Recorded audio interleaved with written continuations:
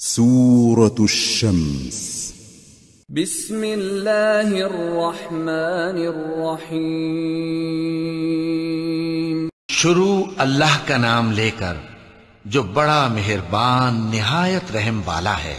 سورج کی قسم اور اس کی دھوپ کی، اور چاند کی جب وہ اس کے پیچھے چلے، اور دن کی جب وہ اسے روشن کر دے، اور رات کی جب وہ اسے چھپا لے، اور آسمان کی اور اس ذات کی جس نے اسے بنایا، اور زمین کی اور اس ذات کی جس نے اسے پھیلایا، اور نفس انسانی کی اور اس کی جس نے اسے درست کر کے بنایا۔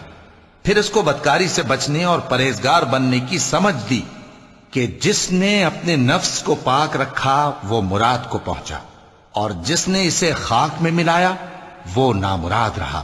قوم سمود نے اپنی سرکشی کے سبب پیغمبر کو جھٹلایا۔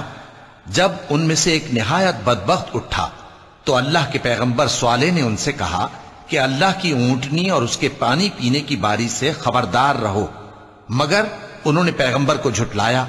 پھر اونٹنی کو مار ڈالا تو ان کے رب نے ان کے گناہ کے سبب ان کو نیست و نابود کر دیا، پھر سب کو برابر کر دیا، اور اللہ کو ان کے بدلہ لینے کا کچھ بھی ڈر نہیں۔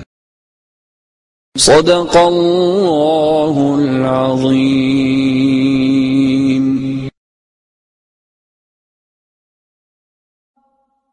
حی علی الفلاح،